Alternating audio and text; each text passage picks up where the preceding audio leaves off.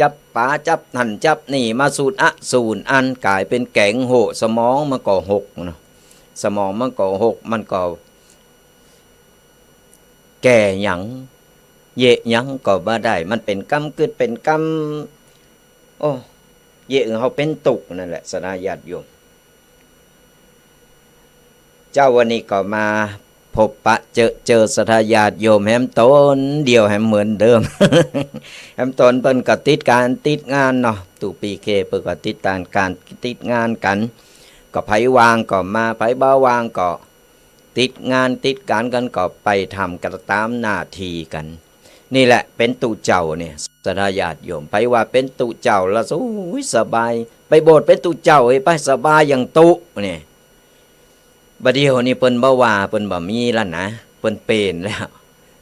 ไอ้ตะก่อนนี่เฮาก็บ่ฮู้แหละพอมาตอนนี้นี่โอ้เป็นตู่เจ้านี่อิดเนาะหลายอันหลายอย่างแต่ธรรมดามันก็โดนเหมือนกูสิ่งกูอย่างนั่นแหละเฮาก็ปล่อยวางไปเหต้องไปใส่ใจมันต้องไปสนใจกัน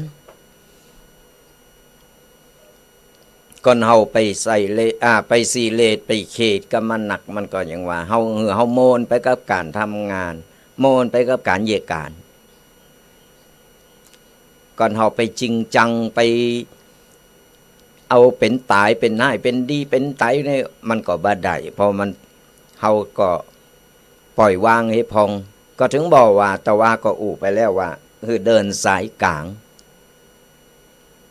บ่ต้องไปเคร่งเกินไปบ่ต้องไปย่อนเกินไปเอากลางนั่นแหละดีที่สุดศรัทธาญาติโยมการดำรงชีวิตเหมือนกันการดำรงชีวิตการใช้ชีวิตในแต่ละวันตื่นเจ้ามาปุ๊บบ่ว่าเรื่องอะไรหยังก็ตามเฮายิ้มไว้ก่อนยิ้มไว้ก่อนไหวพระไหวเจ้าแล้วก็ยิ้มออกกำลังเอ็กเซอร์ไซส์ไปสะบัดแขนสะบัดมือเตียวคนเฒ่าคนแก่ก็เตียวก็กอยก็ไปเตียวต่อแตะกันไปออกกำลังวังชากันเฮือเลิศมันได้หมุนได้เวนได้เดินเมาก็มอ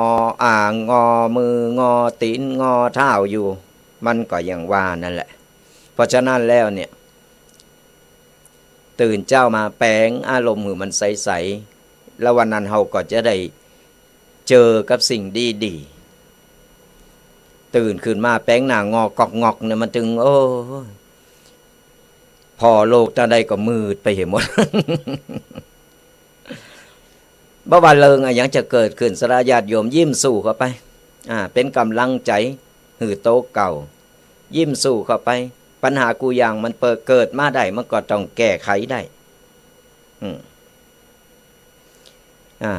เปิ้นแซวมาว่าก่อนยิ้มวันคำก็บดี ยิ้มวันคำนี่ก็พิจารณาโตเก่าเนอะบ่ต้องไปยิ้มกันอะไรคือเฮายิ้มแย้มแจ่มใสตักตายกันเป็นมารยาทของยิ้มสยามของคนไทยเฮายิ้มปะหน้าปะตากันก็ยิ้มแย้มแจ่มใสกันไปตักตายกันไปโอ้ยเหมือนคนเฒ่าคนแก่สมัยบักเก่าบักก่อนนี่เปิ้นอยู่ไหนกินไหนเปิ้นนะกันอยู่หนต่างพุ่นนะแถมคนนึงอยู่ในบ้านกินข้าวล่ะกินแล้วกินข้าวกับหยังจอผักกาดว่ะ บางคนจะไปตั้งได้หากันมันโมนมันงันดูบัดเดี๋ยวนี่เป็นหน้านิ้วคิ้วขมวดกันเตียวไปกายวิซิวเป็นเหมือนกับบ่ฮู้จักกันก่อนเนี่ยมันเหตุการณ์สถานการณ์แล้วก็การเวลามันเปลี่ยนแปลงไปเฮาก็พยายามจะไปโตยจะไปโลนโตยมันล่ำอันยังที่มันก่าวไก่ไปบางครั้งเฮาก็ต้องผ่อนลงให้พองเพิ่นจะก่าวหน้าไปถึงที่ไหนก็ตามแต่ฮีดหอยบักเก่าบัดเดิมเฮาก็รักษาเอาไว้ให้พองบัดนี้ละบัดนี้ลืมของใหม่ก็เอาของเก่าก็บ่ละศรัทธาญาติโยมของใหม่เฮาก็เอาเพราะว่าเฮาจะได้ มีวิสัยทัศน์ที่กว้างไกลบ่ใจเฒ่าบ่ดอกบ่ได้แก่แล้วแก่เลยไอ้หยังบ่ฮู้เพิ่นถามหยังบ่ฮู้อย่างเดียวมันก็บ่ได้เนาะเฮาต้องรับรู้ให้พองเพราะว่าเฮาก็มีสิทธิ์เหมือนกันดูเฮาก็มีสิทธิ์ที่จะต้องรับรู้ต้องเห็นรู้เพราะว่าเฮาเกิดมาบนโลกใบนี้เปิ้นบ่ใจว่าของใหม่มาปุ๊บคนแก่คนเฒ่าห้ามรับรู้เน้อมันก็บ่ได้ก็เพราะบัดเดียวนี่ที่เปิ้นพัฒนากันบัดเดียวนี้คนเฒ่าคนแก่อีปออีแม่ปออุ้ยแม่อุ้ยกำโทรศัพท์กันนี่ใจโทรศัพท์กันจางก็มีบางท่านที่เปิ้นนี่เปิ้นก็บ่จางก็บ่เป็นหยังเฮาก็ได้รับรู้ได้เห็นรู้โดยว่าบัดเดียววิวัฒนาการเปิ้นเปลี่ยนแปลงเปิ้นก้าวไกลไปแล้วอย่างน้อยเฮาก็ก่อนที่เฮาจะตายไปนี่เฮาก็ต้องบัดสิจัดเกิดก็เคยหันโทรศัพท์เคยอู่แล้วนี่อย่างน้อยเฮาก็บ่สิจัดเกิดดูเฮาสามารถไปอู่ได้ ไปปะกันตัวก่อนตายเนี่ยเคยกำโทรศัพท์เนี่ยเฮาก็จะได้เอาไปอู่ได้เนี่ยมันเป็นการที่ว่าได้เห็นรู้ได้รับรู้สิ่งต่างๆที่มันพัฒนาขึ้นมาเป็นสิ่งดีนะศรัทธาญาติโยม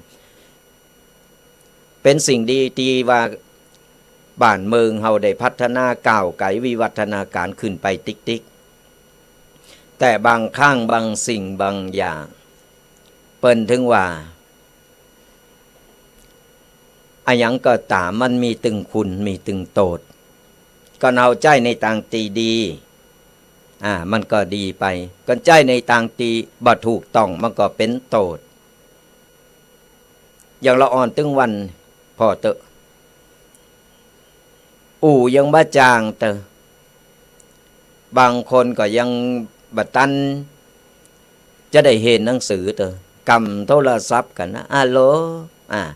หันเปิ้นทำก็ทำหันเปิ้นเยะก็เยะหันเปิ้นเล่นก็เล่นบางคนก็เล่งลูกด้วยสื่อต่างๆที่เป็นปัญหาถึงวันตุปีไปอบรมนักเรียนอบรมสามเณรหลายตีหลายต่างแทบทุกจังหวัดเจอปัญหาอย่างอี้มดศรัทธาญาติโยมต่างหลายคุณครูพออกาเปิ้นก็จะบอกว่าเฮาจะทำอย่างใดจะให้เราอ่อนมันบัดติดโทรศัพท์บ่เป็นสังคมก้มหน้ามันเป็นปัญหาโลกแตกเฮาไปด่าเราอ่อนไปว่าเราอ่อนไปห้ามเราอ่อนก็คนใหญ่มันก็เล่นมันก็มีกันกูคนเราอ่อนมันก็ใครใดใครมีเหมือนกันและมันก็จำเป็นนะเป็นสิ่งที่จำเป็นอย่างหนึ่งเป็นปัจจัยอย่างหนึ่งที่ทุกคนต้องมีเพราะว่าเอาไว้ติดต่อกาเอาไว้มีเหตุฉุกเฉินกามีอันยังต่างๆมันใจได้สารพัดสารเพมีในหันหมดก็อย่างที่บอกเฮาห้ามบ่ได้เพราะว่าโตเฮาก็ยังใจอยู่จำเป็นดูแต่ว่าเฮาก็ต้องคอยสอดส่องดูแลต้องคอยพอว่าเราอ่อนมันได้พอเป็นเวลาหรือว่าพอค้นคว้าหาสิ่งตีเหมาะตีโคนมันเลยเป็นปัญหาที่ว่ามันแก้บ่ได้แต่ในเมื่อมันมีมาแล้วก็มีแต่หมู่เฮานี่แหละหรือคนเฒ่าคนแก่อีปออีแม่หรือว่าผู้ปกครองต่างหลายที่จะคอยสอดส่องดูแลแล้วก็ให้คำแนะนำกับละอ่อนจะไปเร่งลูกโดยโทรศัพท์บางทีลูกงอแงหันหลายลายลูกให้ลูกงอแงจอกแจกจะโอ้ยรำคาญเอาโทรศัพท์ให้ละอ่อนเล่นดักแซบมันเล่นวันคำพ่อแม่ก็ดูต่างเหตุการณ์ดูต่างทำนั่นทำนี่ กลายเป็นว่าเราอ่อนติดไปเหวันใดก่อนบ่ได้เล่นเอาละล่าตำล่ากินข้าวก็ไปโตยก็พอไปโตยจำเข้ากำแกงใส่กำนึงก็มามหยับอยู่ตาก็พอกะโทรศัพท์พอหันพอนี่อยู่หันมันเป็นอย่างอี้เพราะฉะนั้นเขาก็ต้องเตือนมันอยู่ที่โตของเขาต้องคอยดูแลคอยสอดส่องดูแลมันห้ามเด็ดขาดมันยากนะมันยากตีว่าจะบางทันบางขอบโคเปิ้นตัดได้แต่เนอะเปิ้นบ่หือในรูของเปิ้นในได้จับได้กำเลยอันนี้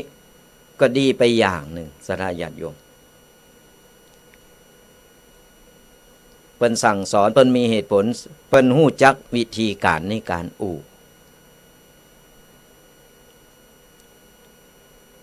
เพราะฉะนั้นเนี่ยอยู่ที่ผู้ปกครองเท่านั้นที่จะคอยสอดส่องดูแลว่าละอ่อนมันติดโทรศัพท์แล้วจะแก่อย่างใดเมื่อก็มีเธออีกแหละเฮาลองพลิกแพงเพราะว่าละอ่อนมันชอบอันนี้อย่างใดเฮาหากิจกรรมอย่างอื่นเพิ่มบ่ต้องหือละอ่อนมันอยู่วางก่อนวางปุ๊บมันกำโทรศัพท์เหมือนกันสามเณรในวัดนี่ก็เหมือนกันบางรูปบางตนกวาดวัดกวาดว่ามือข้างกำโทรศัพท์มือข้างหนึ่งก็กำไม่กวาดก็บ่เข้าใจนี่ว่ามันเยอะอย่างใดมันกวาดอย่างใด เฮาก็ห้องมาเตือนมาบอกมาว่านี่แหละมันอยู่ที่ว่าผู้ปกครองสอดส่องดูแลเอาศรัทธาญาติโยมจะไปเขตกับมันเพราะว่ามันห้ามบ่ได้ของอย่างนี้พอเราอ่อนหันเปิ้นมีเปิ้นก็ใครได้ใครมีเหมือนเปิ้นแต่เฮาก็ต้องบอกว่าใจในทางที่ถูกใจเป็นเวลาใจหือมันถูกมันโกนแต่ก่อนยังบอกพ่อตาใดตั้งแต่เปิ้นว่าหือเฮนออนไลน์ที่ผ่านมานี่เราอ่อนมันต้องมีกูคนพอเห็นออนไลน์ไปปุ๊บทีนี้ก็บ่มีออนไลน์แล้วปรากฏว่าปุ่นเอาไปเล่นไปกินบางคนเอาไปเล่นหาเงินหาทองจุคือเราอ่อนติดที่นี่ก็เสียการเล่นเสียต่างๆนั่นน่ะก็ค่อยๆแก่กันไปค่อยๆแก่กันไปบ่ต้องไปเขตบ่ต้องไปดุไปด่าไปว่าเขาล่ำเพียงแต่ว่าเฮาใจเหตุผลตักเตือนเขาบอกถึงโทษถึงอันตรายเวลาทุกปีไปอบรมทุกปีก็จะมีสื่อเกี่ยวกับเรื่องของอันตรายต่างๆของโทรศัพท์หรือเครื่องใช้ไฟฟ้าต่างๆเพื่อเราอ่อนได้เห็นหู้เขาอย่างน้อยเขาก็จะได้โกได้หู้ว่ามันอันตรายอย่างอี้มันอันตรายอย่างอันนี่มันก็ได้ช่วยแบ่งเบาไปหน่อย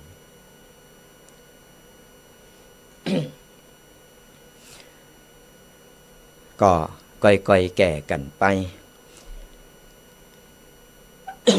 สู่มาอาภัยพักนี้เสียงเป็นอย่างใดบ่ฮู้บัดเดี๋ยวนี้สเลดมันติดคอสารญาติโยมตั้งหลายต้องกะแอมกะไอกันไปก็อย่างตีบอกสารญาติโยมก็ไก่เข้าภาษามาเดินเดินแหมเดินหนึ่งก็คือเข้าภาษานี่วันที่2 กรกฎาเดินหน้านี่ยังมาใจแหมเดินตรงก็ต้นเดินพอดีวันที่2 กรกฎาคมก็ชงก่อนจะเข้าภาษาก็จะมีการเต้นตานเต้นเนาะตานเต้นภาษาเก่าวัดเก่าวาก็ตอนนี้ก็กำลังเกมโตกันแต่ในทีมของตุกปีเคตุกปีแดงนี่ก็จะจัดมีโครงการว่าจะจัดเหมือนกันแต่ว่าซาวเสียงซาวยังพอเหตุการณ์สถานการณ์ก่อนว่าจะไปตั้งใดอย่างใดก่อนไผไข่ไปตัวก็ถ้าตกลงเรียบร้อยก็จะได้จัดรถจัดยังก็จะมาประชาสัมพันธ์ให้ศรัทธาญาติโยมได้ฟังได้ฮู้กันแห่งกรรมหนึ่งแต่ตอนนี้กำลังตั้งโครงการอยู่ มันยังไม่แน่ใจว่าเหตุการณ์ตั้งหน้าว่าอะอย่างใดพอมันบ่แน่บัดนอนก็อย่างที่บอกมันมีอย่างเต็งแต้แน่นอนจะไปคาดหวังอะอย่างมันหนักล่ำแต่ว่าไผมีโอกาสได้ไปทำบุญตาเตนอย่างอันรับแรกนี่ก็คือในบ้านของโตเฮาเองนั่นแหละวัดในบ้านนั่นแหละอันดับแรกเลยวัดอื่นบ่ต้องไปบ่ต้องไปให้ความสำคัญหนักเพราะว่าวัดของเฮาก่อนเฮาเมาก็ไปตามที่อื่นเก่าวัดเก่าว่าลืมวัดโตเก่ามันก็บ่ดีนะปล่อยตุเจ้าเงาก็งอก อย่างน้อยเฮาก็ต้องดูแลในวัดในวานในตำบลของเฮาก่อนที่เหลือไปเฮาก็จะไปตั้งใดก็อันนั้นก็เป็นกำให้เป็นกำให้ชีวิตเฮาได้ไปเปิดหูเปิดตาได้ไปผ่อนคลายแล้วก็ได้บุญได้กุศลโตยก็กะเกมกันไปก้อยว่ากันแห่มกรรมหนึ่งจะไปเมื่อใดอย่างใดจะประชาสัมพันธ์ให้ศรัทธาญาติโยมได้ฟังกันหลังจากนั้นก็เข้าพรรษาก่อนเข้าพรรษานี่ตอนนี้ก็ยังตีบอกแต่ว่าก็ประชาสัมพันธ์กันไปแล้วศรัทธาญาติโยมประชาสัมพันธ์โจรกันโบสถ์ไผมีลูกมีหลานมีคนหู้จักมีเปิ้นมีฝูงไข่โบสถ์เข้าพรรษาอย่างน้อยเนี่ยเกิดเป็นลูกปอจายอย่างน้อยก็ขอให้ได้โบสถ์สักพรรษาหนึ่งก็ยังดีได้มาศึกษาเห็นหูธรรมวินัยจะได้เป็นคนสุขจะได้สมบูรณ์แบบไผมีลูกมีหลานมีอย่างก็เอาไปโบสถ์ไก่บ้านไก่จองไก่วัดไก่วานนั่นแหละก่อนบ่าใครบ่อยากโบสถ์ตามตีบ้านตีจองก็โบสถ์ไก่เค้งก็ได้หรือจะมาตั้งวัดมงน้อยก็ได้หรือตามโครงการต่างๆที่เปิ้นมีเปิ้นก็จัดโบสถ์เข้าพรรษากันเปิ้นตอนนี้กำลังประชาสัมพันธ์กันอย่างน้อยก็คือเราละอ่อนตีเข้าเกณฑ์ในการโบสถ์ก็ไปสมัครไปติดต่อไปโบสถ์เอาเอาจาดให้หน่อยก็ประชาสัมพันธ์กันไปหรือว่าศรัทธาญาติโยมไปปะคนใดคนหนึ่งที่เปิ้นไข่โบสถ์แต่ว่าด้วยเหตุต่างๆที่เปิ้นบ่สามารถโบสถ์ได้หรือว่าเปิ้นห้องว่าเป็นผู้ด้อยโอกาสก็แนะนำมาได้แนะนำมาทางตุปีแดงนี่ก็ได้ตามเบอร์โทรเบอร์เดิม082นั่นแหละโทรเข้ามาสอบถามรายละเอียดแล้วก็เอามาโบสถ์ตุปีก็จะมาอุปถัมภ์เพราะว่าเพิ่นมีโยมและก็ตุปีก็มีกองทุนที่จะคอยอุปถัมภ์คอยช่วยเหลือดูแลหรือว่าเราอ่อนใครโบสถ์เฮนก็ติดต่อกันเข้ามาได้มาปรึกษากันก่อนแนะนำกันมาเนอะศรัทธาญาติโยมแนะนำกันมาโบสถ์แต่ถ้ามาโบสถ์ในโครงการของตุปีก็จะเป็นการโบสถ์ฟรีบ่มีการใช้จ่ายพอมีโยมผู้ใหญ่ใจดีเปิ้นคอยอุปถัมภ์คอยส่งอยู่เปิ้นสนับสนุนในการโบสถ์ก็ติดต่อกันเข้ามาได้หรือว่าจะไปโบสถ์ตามโครงการต่างๆก็ได้โบสถ์ที่ไหนก็เหมือนกันโบสถ์ที่ไหนก็เป็นหน่อเนื้อของพระพุทธศาสนาเหมือนกันนะก็สามารถติดต่อสอบถามรายละเอียดกันมาหรือว่าไผจะลงบุญกองทุนที่ตุปีแดงได้ตั้งขึ้นมานี่ก็สามารถติดต่อมาได้เนอะ5 บาท10 บาท20 บาทเพราะว่าเอาสมทบทุนเป็นกองทุนในการโบสถ์พระภิกษุสามเณรผู้ด้อยโอกาสและเป็นทุนการศึกษาคือเราอ่อนได้ศึกษาได้เห็นหู้อันนี้เราจะส่งเสริมผู้ที่ด้อยโอกาสแต่เปิ้นมีใจอยากโบสถ์ได้เข้ามาโบสถ์ ได้มาเป็นนอเนอร์พระพุทธศาสนากันก็แนะนำกันมาได้ติดต่อกันมาได้สอบถามรายละเอียดกันตามเบอร์โทรของตั้งห้องส่งวิทยุนี่ก็0826112245ก็สามารถโทรมาติดต่อกันได้สอบถามรายละเอียดกัน เอาละศรัทธาญาติโยมทั้งหลายวันนี้ตุปีแดงก็ได้นำปกิณกะต่างๆมามามาคุยกันเป็นเปิ่นเป็นกูเป็นกีมกันและช่วงท้ายรายการเฮาก็จะได้มาเปิดสายหน้าใหม่เหมือนเก่าเหมือนหลังเนอะเปิดสายหน้าใหม่ก็เบอร์โทรเบอร์เดิมแต่ตอนนี้ยังบ่เปิดเตอนะก่อนบอกว่าเปิดสายหน้าใหม่ก็โทรมาถ้ามาโทรมาตอนนี้มันจะศูนย์อัน เพราะอยู่โตคนเดียวเนาะก็กำเดียวก็โทรมาหลังจากเปิดสายหน้าใหม่จดเบอร์โทรเอาไว้กันก่อนก็ได้0826112245กับรายการวาทะธรรมกำยองกับตุเจ้ายองป่าสร้าง2 รูป 2 ตนตุปีเควัดสปุงน้อยตุปีแดงวัดโมงน้อยเป็นกูท่องกูถามกันแต่วันนี้เหลือตนเดียวทุกๆวันเสาร์วันติดตามรายการกันได้เนอะทุกๆวันเสาร์วันติดตั้งแต่เวลา8 โมงจนถึง10 โมงโดยประมาณ2 ชั่วโมงเต็มที่เราจะได้มามามาเป็นกูท่องกันมาถามไทยกันโหนโหโมนกันไปวันนี้ตุปีได้ยิบยกเอาเป็นข้อคิดหือศรัทธาญาติโยมได้นำไปสอนลูกสอนหลานไปไปเล่าหือลูกหือหลานฟังว่าในชีวิตของคนเฮาถึงวันมีครูอยู่8 คนตัวกันมีครูอยู่8 คนตัวกันครูอะหยังพองเดี๋ยวเฮาจะมามากันเพราะในชีวิตคนเฮาเกิดมาตึงวันมีครูหมู่นี่แหละที่เฮาต้องศึกษาเรียนรู้กูคนมีหมดมีเหมือนกันหมดศรัทธาญาติโยมครูคนที่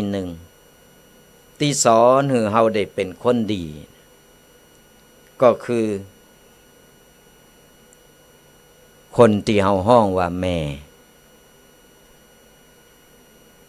ม่คือครูคนแรกของเฮาที่สอนเฮากูสิ่งกูอย่างสอนให้เฮาได้เป็นคนดีคนดีบ่มีแม่คนไหนที่จะสอนลูกคือเป็นคนเลว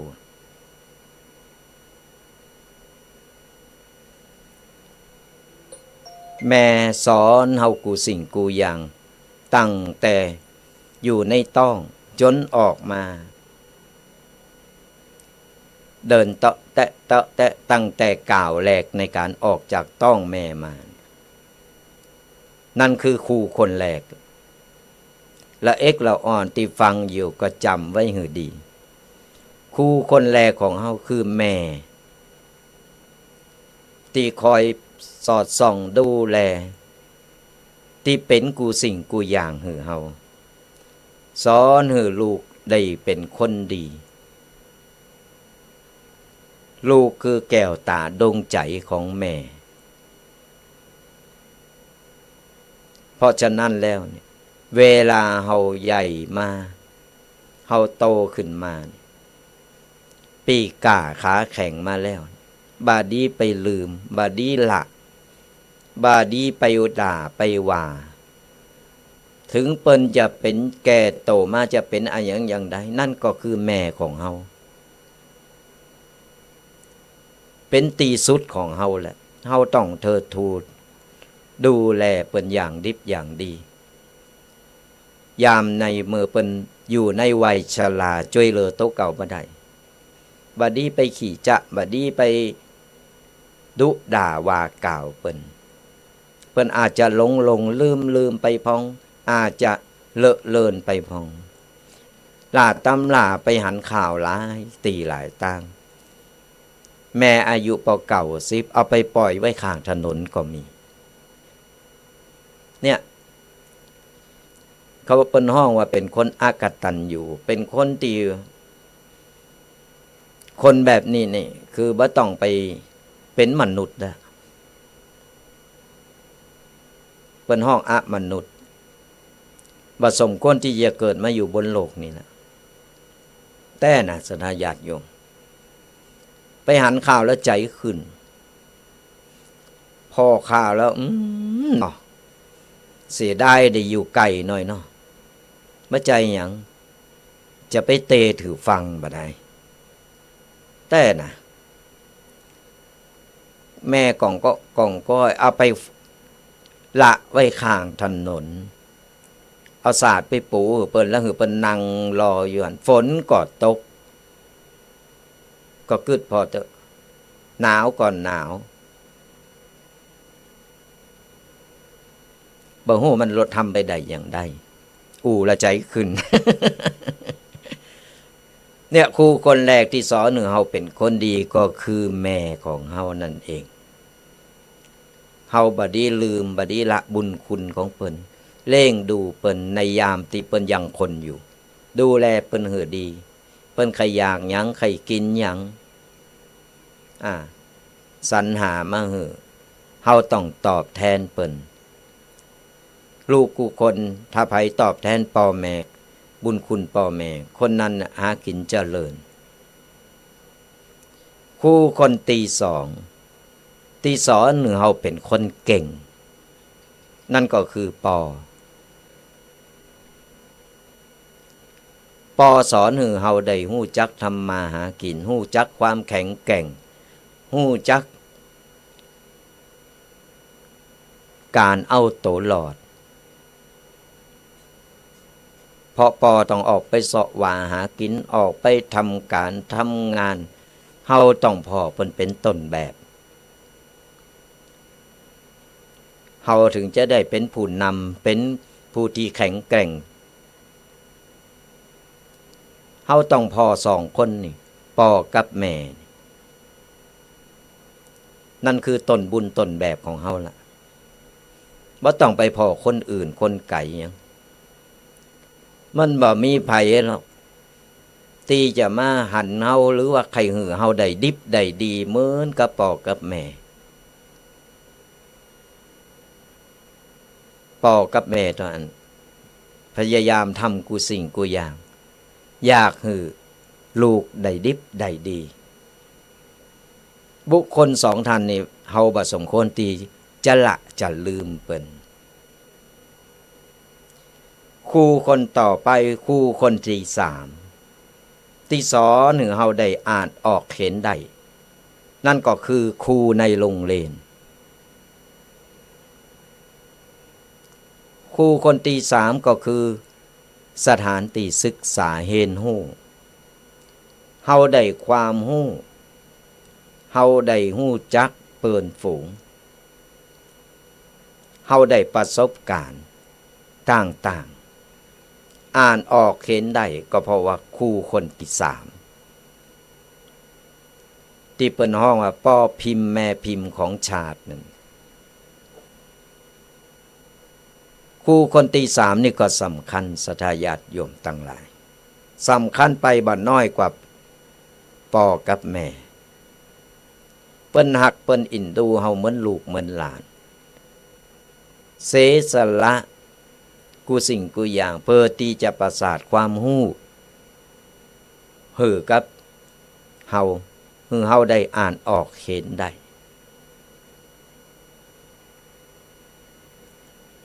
ถึงวันไหวครูถึงวันสำคัญต่างๆนานาบัดนี้ลืมเปิ้นต้องเคารพนับถือต้องเจอฟังเปิ้นมีการความหวังดีให้กับเฮาบ่มีครูคนไหนหวังให้กับลูกศิษย์โตเก่าจะมีก่อนนอกแถว ตีแตกแถวไปก็โซนน้อยแต่โซนมากแล้วโดยจรรยาบรรณของความเป็นครู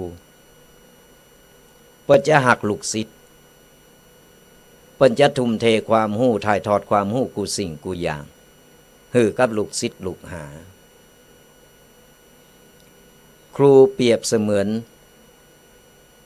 เลอแจวหรือว่าเฮอพายนั่นเพิ่นจะพายเฮอ ส่งเฮาไปถึงฝั่งแห่งฝั่งหนึ่งจะยากลำบากจะมีอุปสรรคต่างๆอย่างใดก็ตามครูก็จะพยายามส่งเฮาถึงฝั่ง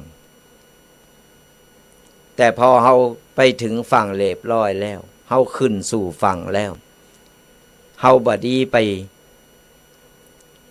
ละหรือว่าบดีไปลืมเปิ้น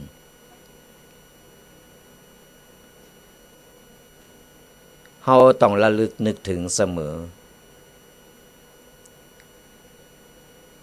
เปิ้นอิดเปิ้นเหนื่อยเปิ้นท้อ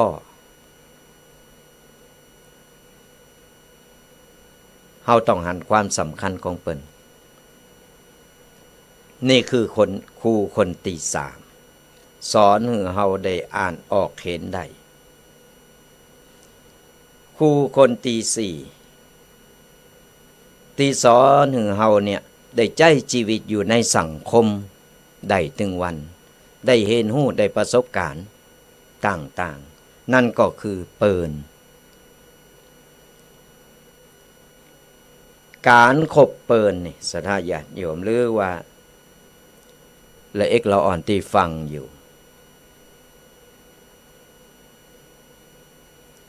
การคบเปิลเฮาก็ต้องดูต้องพอลูกร้อยปอปันแม่มาอยู่ร่วมกันมันก็มีต่างคนต่างก็แตกต่างจากการเล่งดูการเล่งดูมันบ่เหมือนกันเพราะฉะนั้นเฮาจะคบไผเฮาจะคบเป็นเปิลกับไผเฮาต้องดูต้องศึกษาต้องเห็นหู้ด้วยว่าเปิลคนนี้นิสัยใจคอเป็นอย่างใดก่อนคบเปิลดีมันก็เป็นสีแก่โตของเฮาคบคนบ่ดีก็ปาเฮาไปในทางที่บ่ดีการคบเปิลนี่ก็สำคัญเฮาต้องพอต้องศึกษานิสัยใจก็ว่าไปทิศทางกันได้ก็ว่าไปสามารถที่จะคบเป็นเปิลแต้กันได้ก็เปิลนี่มันมีหลายอย่างเปิลแต้เปิลกินเปิลตายเปิลฉาบฉวยเฮาต้องพอเปิลคนนี้นิสัยใจเขาไปตังเดียวเฮาก็ที่เปิ้นห้องว่าศีลเต่ากันก็เยอะต้องศีลเต่ากันถ้ามีนิสัยใจเขาไปตังเดียวกันเป็นคนที่ชอบธรรมะธรรมโมหรือเป็นคนชอบที่ว่าปาเฮาไปในสังคมที่ดีเฮาก็สามารถคบได้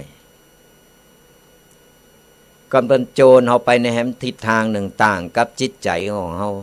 ฮาก็พยายามห่างคบได้แต่พยายามห่างจะไปสนิทจะไปตีโตเข้าไก่หนักล่ำคบได้อู้ได้แต่พยายามห่างพอเฮาหู้แล้วนี่ว่าต่อไปนี่ถ้าเฮายังคบอยู่สักวันนึงก่อนนี้บ่พ้นที่เฮาจะต้องไปเป็นเหมือนเปิ้นเพราะอย่างสิ่งแวดล้อมและก็คำเชิญโจรน้ำยดลงหินสักวันหินมันก็ยังกร่อนนับภาษาอย่างกับจิตใจของคนของมนุษย์เป็นไปบ่ได้ตึงบ่เป็นตึงมาเป็นหันหลายลายละสุดท้ายมาก็มันก็ค่อยโตยกันไป ผมไม่ได้ตั้งใจรู้เท่าไม่ถึงการบางคนก็เปินปลาไปติดลางแห่ก็เปินเหอย่างเราอ่อนไว้รุ่นไล่ตีกันที่เป็นพ่อข่าวขับรถเครื่องไล่ตีกันโหล่างข้างแตกไล่แตงไล่ฟันกันละอ่อน12 13เนี่ย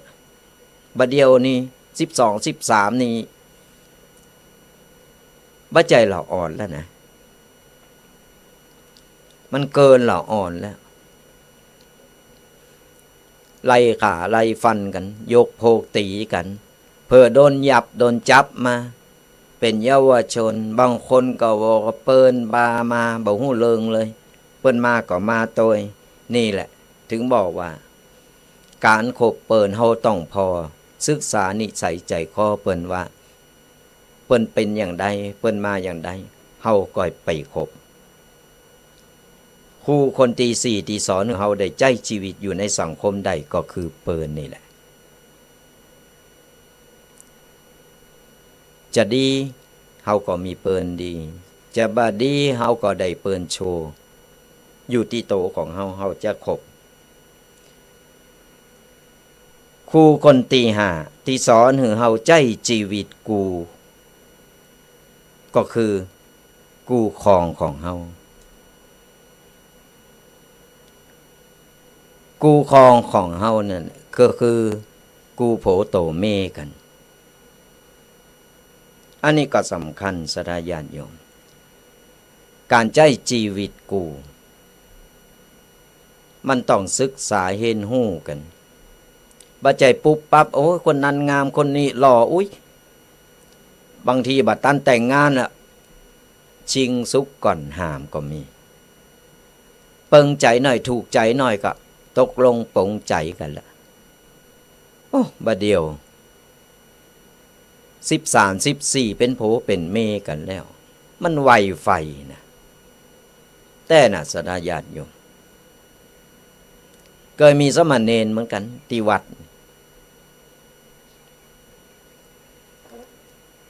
กำลัง13 14กำลังเฮนดี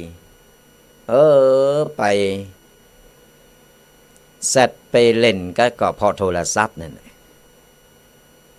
ไอ้เฮาก็บ่ฮู้เนาะกลางค่ำกลางคืนได้จำวัดได้นอนพักผ่อนกัน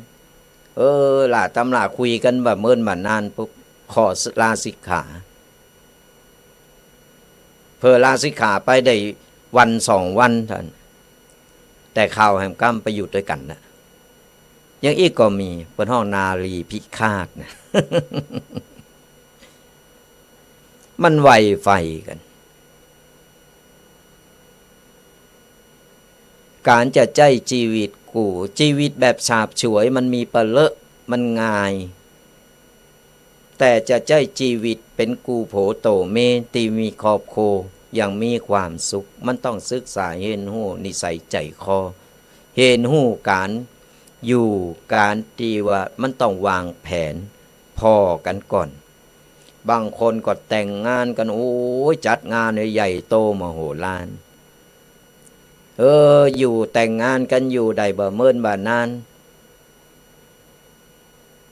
หมอกแกงบ่ตั้นดำเลิกกันแล้วไปกันบ่ได้ก็เพราะว่าบ่ได้ศึกษามันต้องปรับเข้าหากันมันต้องศึกษาเห็นหู้นิสัยใจคอของแต่ละคนว่าจะไปกันได้ก็อยู่กันได้ก็มันต้องอู่กันและทำให้มันถูกทำนองของธรรมตามธรรมเนียมประเพณีเปิ้นจะไปชิงสุกก่อนห้ามจะไปไวไฟถูกถูกใจหน่อยอู่บัดตันได้ข้ามวัน2 วันเรียบร้อย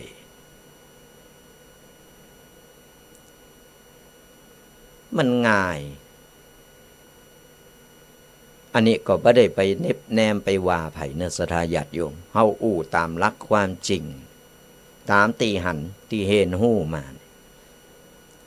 มันเป็นอันเพราะฉะนั้นครูคนตีห้าตีสอเนื้อเฮาได้ใจชีวิตครู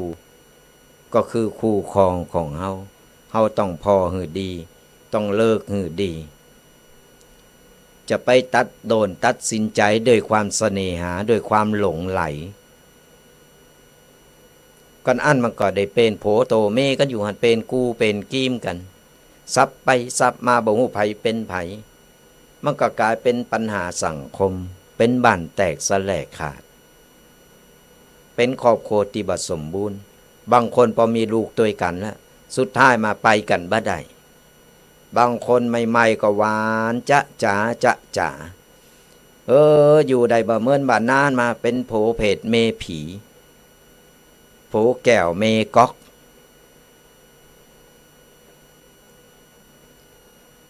มีสปะเนี่ยเพราะฉะนั้นต้องศึกษาต้องดูต้องเห็นหู้และก่อยตกลงปลงใจกันครูคนตีหกตีสอนหือเฮาเนี่ย สอนหือเฮาได้หู้จักการหือหรือว่าสอนให้รู้จักการให้ครูคนตีหกตีสอนหือเฮาเนี่ยได้หู้จักการหือการแบ่งปันนั่นก็คือลูกอย่างที่บอกพอเฮามีลูกปุ๊บเฮาจะหู้ทันทีเลยว่า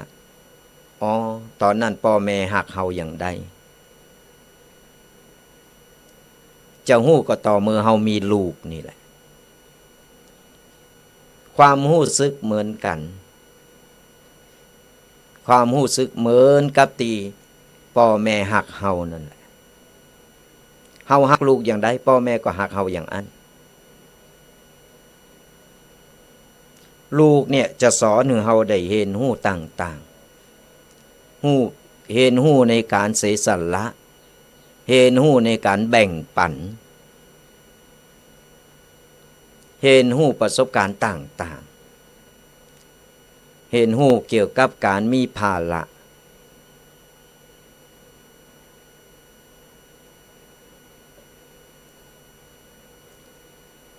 ลูกจะสอนให้เฮาได้เห็นหู้กูสิ่งกูอย่าง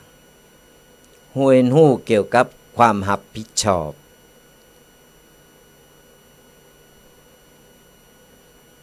ลูกก็คือแก้วตาดวงใจของพ่อของแม่ลูกใครใดยังเฮาก็จำเป็นบ่มีก็ต้องไปหามาก็อย่างที่บอกแต่ในทั้งนี้ทั้งนั้นเฮาหักลูกก็ต้องหักให้มันถูกตางหักให้สอนให้เราอ่อนได้เห็นหู้ได้อยู่ในศีลในธรรมอยู่ถ้อยฟังกรรมไปตามใจลูกล่ำอย่างกรรมโบราณเปิ้นว่าเลี้ยงวัวให้ผูกเลี้ยงลูกให้ตีเฮาก็ต้องสั่งสอนแยกแยะคือเขาได้เห็นหู้ว่าอันนี้ผิดอันนี้ถูกอันนี้ดีอันนี้โชว์พอเราอ่อนมันจะพอพ่อแม่เป็นต้นแบบเฮาก็ต้องเป็นต้นแบบต้นบุญให้กับลูกของเฮาจะไปเร่งลูกเหมือนเทวดาเป็นลูกเทวดาจี้หยังก็ใครจี้หยังก็ได้อันนั้นนึกอันหยังก็ได้อันนั้นละอ่อนมันจะใบเห็นหู้เลยว่าความทุกข์ความลำบากมันเป็นอย่างใดพอละอ่อนมันจะบาได้เห็นหู้เลยเฮาต้องให้ละอ่อนได้เห็นหู้ว่าความอันนี้คือความทุกข์อันนี้คือความลำบากอันนี้คือความสุขหู้กับปากบ่ได้เอาต้องให้เขาสัมผัสตัวบ่ต้องไปโอเขาล่ำเขาก็บอกด้วยเหตุด้วยผลเขาเราอ่อนมันก็ฟังอยู่แล้วล่ะแต่บางคนโกลูกให้ว่าโกยลูกบ่เหมือน เปิ้นบ้านว่าบ่เหมือนคนนั้นคนนี้เปิ้นตามอกตามใจเพื่อลูกใหญ่ขึ้นมาแล้วเอาบ่อยู่แล้วปุ่นไปโตดจังปุ่นล่ะเป็นกรรมเป็นเวรอะอย่างล่ำเหลอลูกอย่ามาคำมาเขล่ำเหลอนั่นอันนั้นก็มีโซนแต่แฮมโซนหนึ่งก็คือโตของเฮานั่นแต่แรกเฮาบ่ดัดดูดัดไม่ต้องดัดยามันอ่อน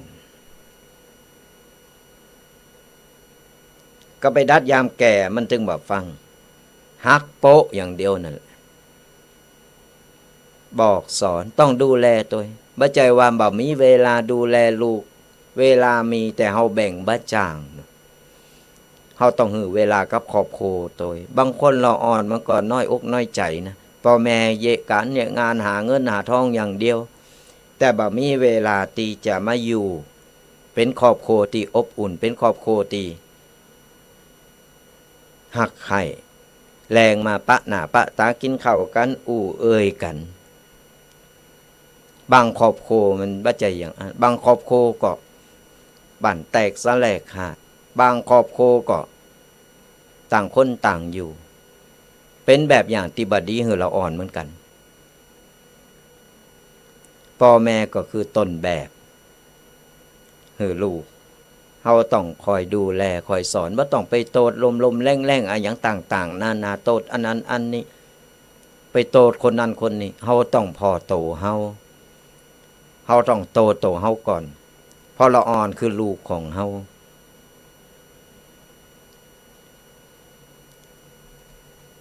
เปิ้นเป็นลูกของเฮาว่าหยังเปิ้นต้องฟังต้องเจออยู่แล้วนี่คือครูคนที่6ที่สอนให้เฮาได้รู้จักการหื้อการแบ่งปันการหื้อต่างๆครูคนที่7ก็คือ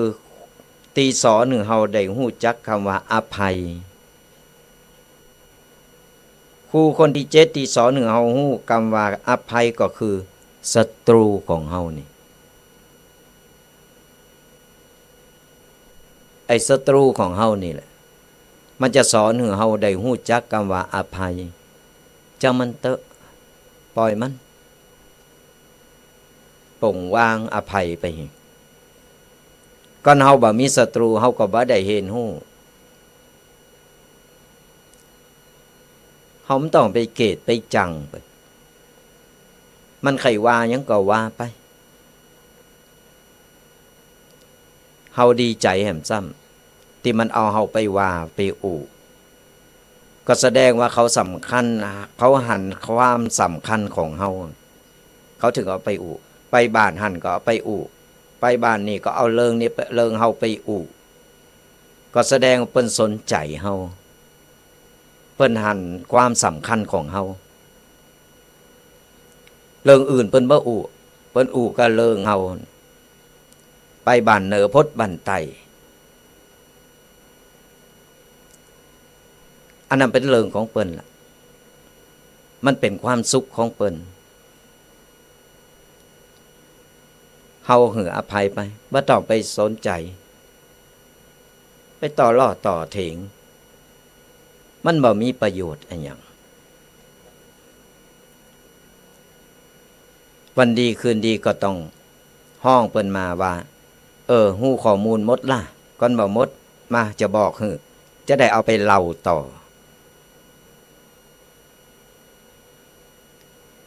มันก็เป็นความสุขของเฮาเด้อมันเขาเอาไปเล่าก็เรื่องของมันเฮาจะเยะหยังก็เรื่องของเฮาอะเฮาฮู้โตของเฮานี่เฮาจะเยะจะทำหยังก็เรื่องของเฮามันเขาเอาเฮาไปเล่าก็เรื่องของมัน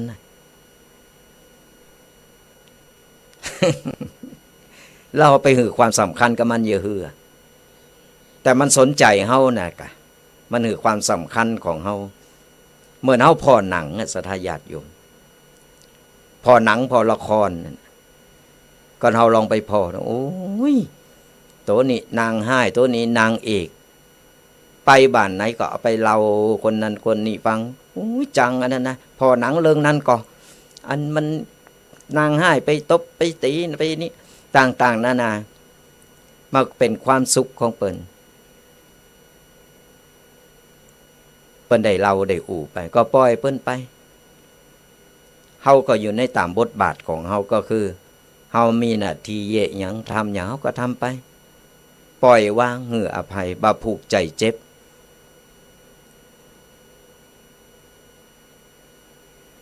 เปิ้นดีใจตัวตีเปิ้นได้เป็นครูสอนหือเฮาได้เห็นฮู้การหืออภัยการปล่อยวาง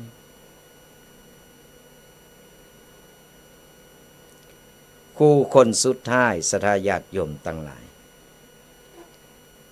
อันนี้สำคัญที่สุดครูคนสุดท้าย สุมาอภัยเนอะที่สอนให้เฮาได้เห็นฮู้ชีวิตนั่นก็คือโตของเฮาเอง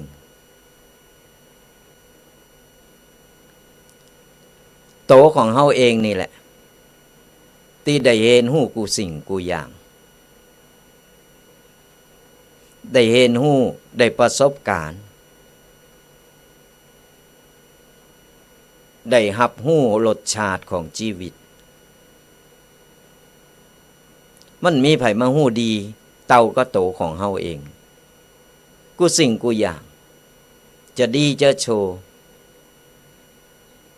จะรวยจะจนจะอิดจะเหนื่อยคือโตของเฮาโตของเฮาเองนี่แหละที่ฮู้โตเฮาดีว่าเฮาเป็นอย่างใดเฮาอิดเฮาเหนื่อยมาตั้งใดอย่างใดเฮามีปัญหาอะไรอย่างมันสอนเป็นประสบการณ์สอนให้เฮาได้เห็นฮู้รสชาติของชีวิตบ่มีไผมาฮู้เต่าหรอกอะหยังกูสิ่งกูอย่างอยู่ที่โตของเฮาเองทั้งนั้นเฮาจะทำดีก็โตของเฮาเฮาจะทำบ่ดีก็โตของเฮาที่ฮู้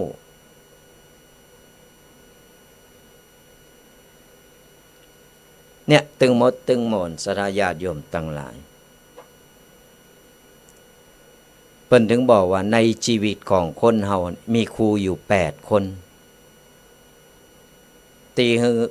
สอนให้เฮาได้เห็นฮู้การใช้ชีวิตอยู่ในสังคมบนโลกใบนี้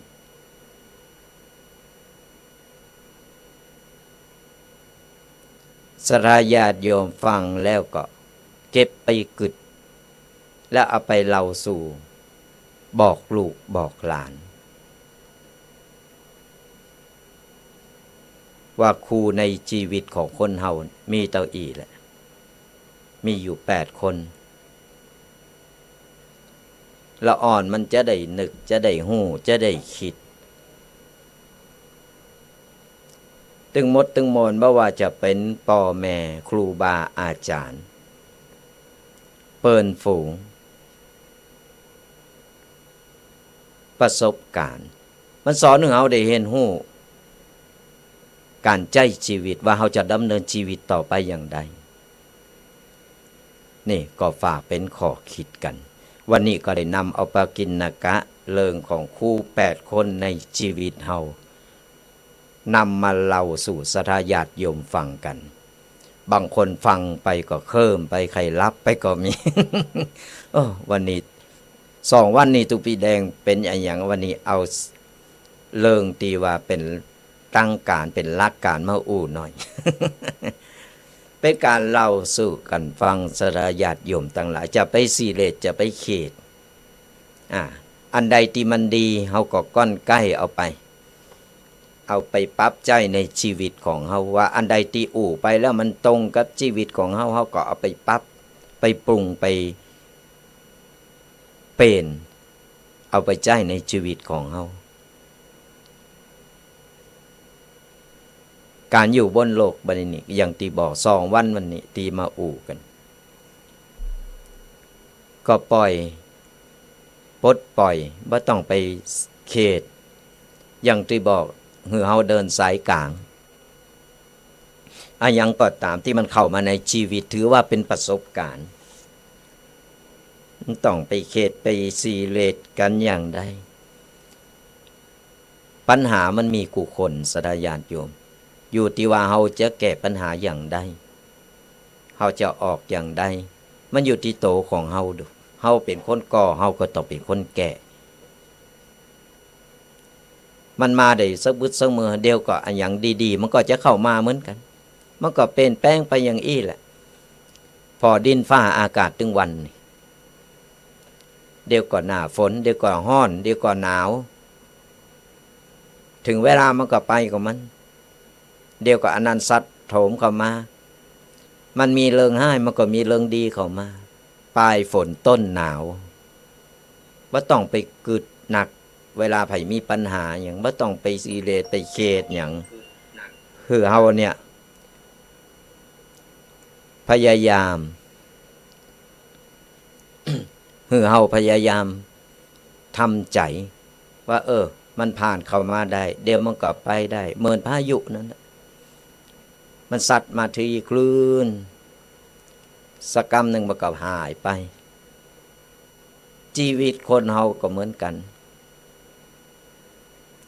มันมีตึงให้ตึงดีบ่มีไผสุขตลอดไปบ่มีไผให้ตลอดไป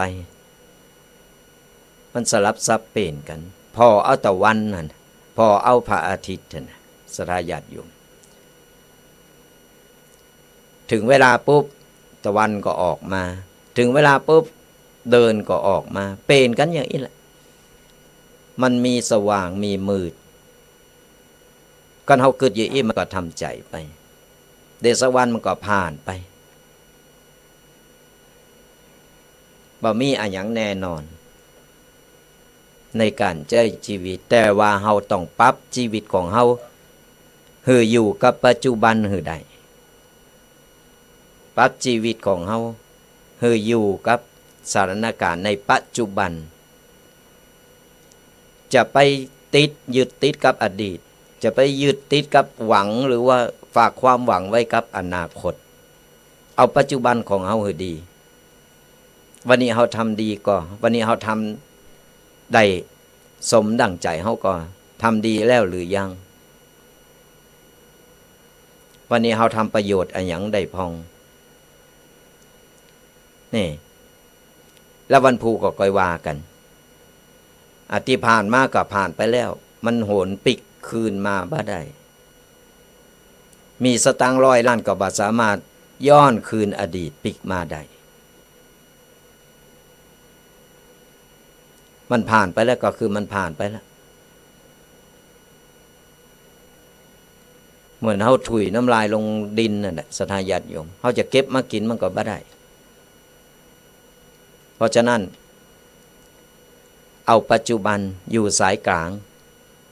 เอาปัจจุบันณปัจจุบันตอนนี้แล้วก็วันนี้ทำให้ดีที่สุดถือว่าก่อนตกกลางคืนมาปุ๊บเฮาก็นอนรับเฮาก็สบายละวันนี้ทำดีที่สุดวันพุธก็เอาใหม่วันพุธก็ต้องทำดีกว่าวันนี้นี่ก่อนเกิดมันสบายใจเนาะบางคนเอาแรงกำลมอย่างมานอนเป็นกำกึดเอามือกายหน้าผากนอนก็บาลับบางคนตื่นมาแต่คืนนอนบาลับกึดสุดคืนเนี่ยแล้วมันจะเอาความสุขที่ไหนมาก็ปล่อยมันไปเฮาก็ถือว่าเป็นขยะในสมองมันกูคนมันก็เจอก็มีปัญหากันหมดนั่นแหละฟังธรรมะหนักๆเข้าวัดฟังธรรมะตุเจ้าพันเนรหลายรูปหลายตนครูบาอาจารย์หลายรูปหลายตนที่เปิ้นมามาฟังแล้วสบายใจไม่ต้องไปคิดไปซีเรียสจิตใจก็บ่ฟุ้งซ่านบัดเดียวอยู่บ้านก็ฟังธรรมะสามารถอยู่ที่ไหนก็สามารถฟังธรรมะได้เนี่ยสบายใจเป็นกูเป็นกีมเป็นเปิ่นกันไปก็ฝากศรัทธาญาติโยมกันเอาไว้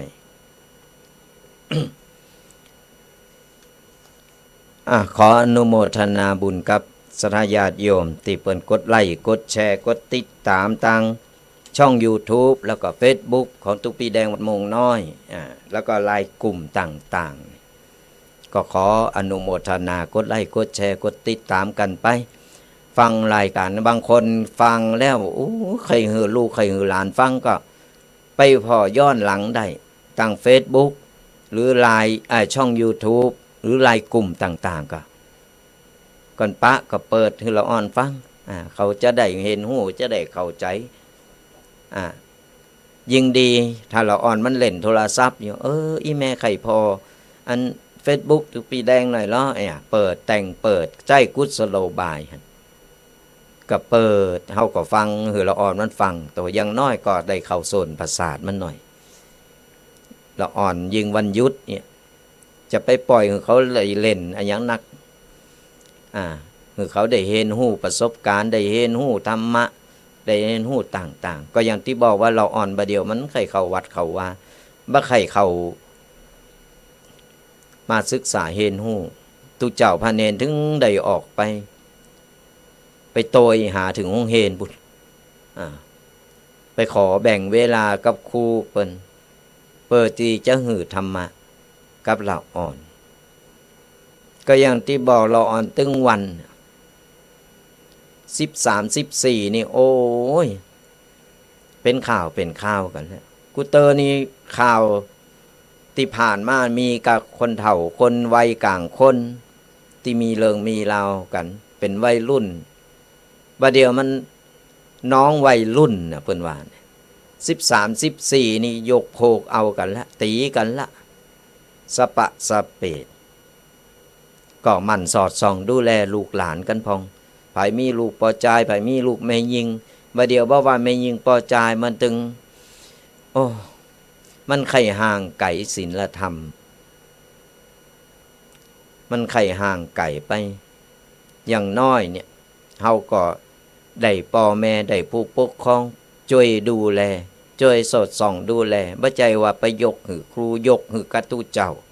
เฮาก็ต้องมีโซนโลมก็ถึงบอกว่าพ่อแม่เป็นคู่คนแรกและคนที่สองของลูกเป็นต้นแบบเฮาต้องสอนเฮาต้องบอกต้องแนะนำเขาเนี่ยอย่างศรัทธาญาติโยมฟังธรรมะได้ธรรมะต่างๆกับครูบาอาจารย์ได้รูปหลายตนก็สามารถนำไปเล่าให้เราอ่อนฟังไปให้เราอ่อนฟังวันนี้ตุกปีแดงเปิดอย่างอี้เนอะเป็นอย่างอี้นะเฮาก็ได้สอนเราอ่อนในวันหยุดในวันหยุดสุดสัปดาห์ในวันขอบโขเฮาก็สามารถที่จะห้องมามาได้ก็ฝากกันเอาไว้เอาละสนาญาติโยมทั้งหลายฟังกระตุเจ้าเตดมานี่ก็เป็นชั่วโมงกึ่งแล้วตอนนี้เฮาจะเปิดสายหน้าใหม่ให้สนาญาติโยมได้มา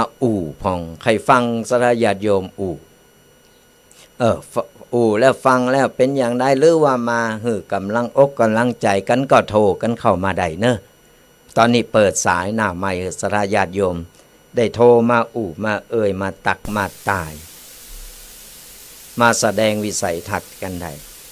ตีเบอร์โทรศัพท์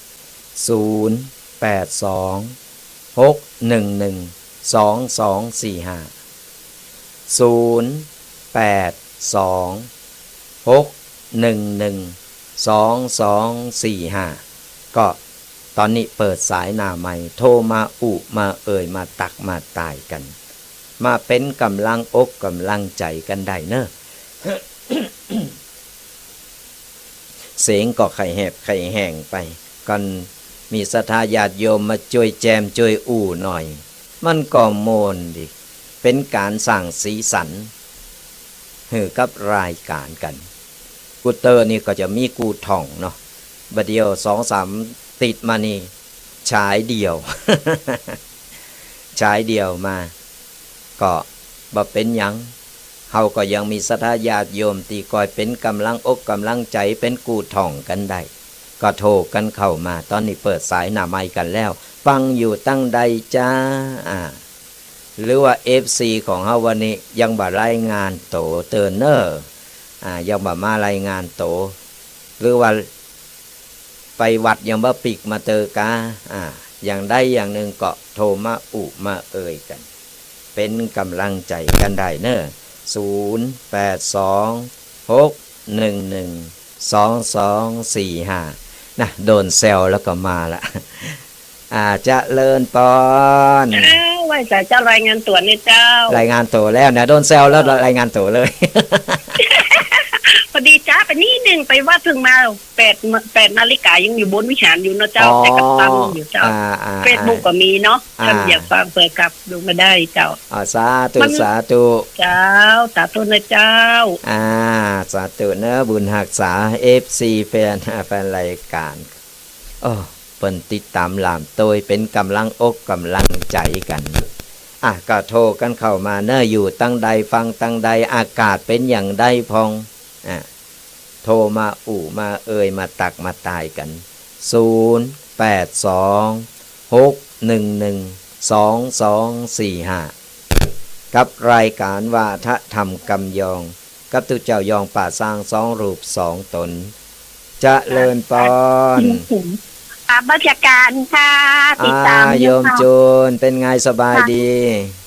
สบายค่ะวันนั้นโยมจูนมาไม่ได้บอกล่วงหน้า เลยไม่เจออนุโมทนาบุญกับโยมจูนที่ทำภัตตาหารเพลมาถวายเนาะมีปลาทอดมีส้มตำแล้วก็มีแกงเปิดอาหารอีสานโอ้ยอร่อยมากอนุโมทนาบุญด้วยค่ะสาธุสาธุเป็นไงบ้างทางโน้นเป็นไงอากาศวันนี้อากาศครึมๆต้นนิยมกำลังจะขึ้นดอยสะเก็ดค่ะไปวัดเหรอค่ะก็ออกจากวัดแล้วก็ไปวัดต่อค่ะออกจากวัดแล้วไปวัดต่ออนุโมทนาสาธุให้บุญปกปักรักษาคุ้มครองเนาะสาธุบุญรักษาเจริญพรสาธุสาธุโทรสายซ่อนโทรเข้ามาใหม่เนอะ0826112245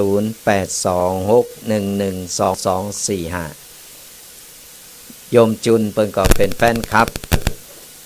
เปิ้นอยู่ตั้งอย่างเปิ้นห้องว่าเดี๋ยวขออนุญาตรับสายก่อนนะจะเลินปอนฮัลโหลการครับปลูกแฟนพันธุ์แท้ครับแฟนพันธุ์แท้จากตั้งใดจากข้างวัดแม่ริมครับข้างวัดแม่ริมเป็นได้วันนี้อากาศคือฟ้าคือฝนคือฟ้าคือฝนเหมือนกันละปูนก็เหมือนกันจะตกก็บ่ตกยึอึงยึงท่านเทศนี่ดีมากเลยครับเนาะเป็นได้ดีฟังแล้วดีเนาะดีขนาดเลยครับฟังนี่เข้าใจเลยครับเนาะนำไปปรับใจฟ้าหากฮือละเอ็กละออนฟังตัวมันจะได้หู้ได้เข้าใจเนาะครับติดตามกันไปเรื่อยๆเป็นกำลังใจกันเนอะครับโทรมากำลังใจตัวครับสาธุสาธุบุญอาสาเป็นกำลังใจกันFC แห่งคนลาย1แห่งคน1แห่งทัน1ประกอบได้ผ่านกันไปเป็นกำลังใจกันกำลังใจคือยาชูกำลังดีนะศรัทธาญาติโยมทั้งหลายหันไผตีว่าเปิ้นน้อยอกมองใจเปิ้นท่อเปิ้นหยังก็ตามเฮาก็สามารถที่จะเป็นกำลังใจให้เปิ้นได้บ่ได้ซื้อได้ขายแต่มันมีค่าคุณค่าหนักนะการให้กำลังใจคนนี่นะเคยมีศรัทธาญาติโยมอันนี้จะเล่าให้ฟังทุกปีเคยไปทำงานตะก่อนโบสถ์ตอนนั้นเคยไปทำงานอยู่ศูนย์ฮอตไลน์อยู่แล้วมีอยู่คนหนึ่งเปิ้นน้อยอกหมองใจเปิ้นกึดสั่นเปิ้นซื่อๆว่าบ่อยากอยู่ในโลกนี้แล้วเปิ้นก็เลยโทรไปปรึกษาโทรไปให้เข้าไปในศูนย์ฮอตไลน์ตีตุปีทำงานอยู่ตอนนั้นยังเป็นวัยรุ่นน้อยๆที่ทำงานอยู่ก็รับสายมาเฮาก็ได้ฮือกำลังอกกำลังใจเพิ่นตอนแรกเพิ่นว่าตอนนี้อยู่เตียนบนสะพานแล้วตอนนั้นอยู่ในกรุงเทพตอนนี้เจ้าอยู่บนสะพานนี้แล้วเจ้าขอฝากว่า โทรไปหาตามเบอร์นี้เนอะโทรไปบอกปอกับแม่กับลูกตัวว่าเจ้าไปอยู่แล้วอู่ซื่อๆว่ายืนอยู่บนสะพานพุทธจะโดดน้ำลงไปอันนี้บัดนี้เอาเป็นตัวอย่างนะเราอ่อนที่ฟังอยู่อันนี้อู่เล่าสู่กันฟังเป็นประสบการณ์จริงๆที่เกิดขึ้นก็เปิ้นน้อยเน้อตามใจยังก็บ่ฮู้แหละโทรศัพท์เข้ามาแล้วก็เล่าเรื่องต่างๆนานาให้ฟังแล้วก็ฝากเบอร์โทรไว้คือโทรไปบอกญาติพี่น้องบอกลูกบอกหลานเปิ้นว่าเปิ้นมาอยู่แล้วหลังจากที่เปิ้นโดดลงไปแล้วตุปีก็พยายามพยายามถามแล้วก็คือกำลังใจเพิ่นไปมาเพิ่นก็ไปตัวสะอึกสะอื่นให้ไปตัวตัดพ่อโตเก่าด่าโตเก่าว่าโตเก่ายังอันยังอีต่างๆนั่นน่ะเป็นเวลาจาดเหมือนสระยัดอยู่เพิ่นก็ก็เฮานั่นเฮาก็พยายามคือเพิ่นได้คลายได้ผ่อนคลายได้คลายเครียด แล้วก็คือกำลังใจเพิ่นไปสุดท้ายมาตุปีก็เลยบอกว่าในเมื่อได้ระบายแล้วได้แล้วก่อนใครยังคิดอยากจะทำอยู่บ่อยากอยู่ในโลกนี้ก็บ่เป็นหยังก็เจิญตามสบายแต่คนที่บ่สบายก็คือพ่อแม่แล้วก็ลูกที่อยู่ตั้งหลังมันเป็นภาระอันใหญ่หลวงที่เพิ่นจะต้องรับผิดชอบแต่เฮานี่เอาตัวรอดจากนั้นมาเพิ่นก็วางสายไปตุกปีก็ใจตุบตับตุบตับตุบตับมันจะเอาอย่างใดแน่วะหรือว่าเฮาไปยุคือเพิ่นตาย โอ้เหมือนกันสระญาติโยมเป็นค่ำคืนนอนบ่หลับนอนบ่หลับก็เนาะตื่นเจ้ามาก็ไหวพระยังเรียบร้อยปุ๊บเฮาก็ตั้งอกตั้งใจฟังข่าวแห่งกรรมนึงเป็นว่าเพิ่นเอาจอดอกไม้มายืนรออยู่หน้าบริษัท มาขอบคุณปุ๊บก็เลยก็เลยเล่าก็เลยอ้างเหตุผลอะไรอย่างต่างๆนานาเพิ่นฟังเพิ่นว่ามาขอบคุณ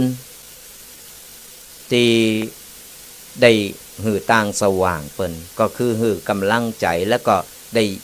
จี้ช่องทางหือเปิ้นได้หันทางสว่างเปิ้นลืมนึกตอนเปิ้นกึดนั่นคนเฮาเวลามันโมโหเวลามันเกลียดไอ้หยังมันถึงบ่กึดไอ้หยังมันกึดหน้ากึดหลังอย่างสักอย่างแต่มันไปสะดุดที่ว่าแล้วลูกจะอยู่กับไผเฮาบ่โหงลูกกะเปิ้นสะดุดที่หั่นเปิ้นก็เลยชุกคิดได้กำลังใจมาลูกปอกับแม่จะอยู่กินอย่างใดเพราะเฮาเป็นเสาหลักเปิ้นมาขอบคุณเปิ้นมาเอาจอดอกไม้มาหือมาขอบคุณก็เต้าก็ว่าเฮาได้สร้างบุญสร้างกุศลเฮาได้สร้างชีวิตคนขึ้นมาแห่งคนหนึ่งจากนั้นตุปีก็เลยบอกเพิ่นตั้งอกตั้งใจทำการทำงานก็เฮาก็ไปขายเฮ็ดล่มไปเรื่อยเปื่อยหือเปิ้นได้ผ่อนคลายได้สบายใจจากนั้นก็มาเป็นเพื่อนที่ดีต่อกันมาเนี่ยศรัทธาญาติโยมทั้งหลายการหือกำลังใจกันมันเป็นบุญมหาศาลนะบางครั้งเฮาบ่ฮู้หรอกว่าคนเฮามันมีปัญหากูคนแต่อย่าอย่างเดียวอย่าไปกึดสั่นอย่าไปโดนตัดสินว่าจะเอาตัวรอดตายไปแล้วก็คือจบใจแต่คนตั้งหลังนี่มันบ่จบมันยุ่งยากคนตั้งหลังเต่าก็เฮาตายไปเฮาก็ยังมีโหงนะพระใจตายไปแล้วสบายละมันมีโหงภาระตั้งหลังให้มัน เพราะฉะนั้นในเมื่อปัญหามันเกิดขึ้นมาเฮาก็ต้องพยายามแก้ก็เฮาแก้บ่ได้แต่ก็ปล่อยให้การเวลามันได้แก้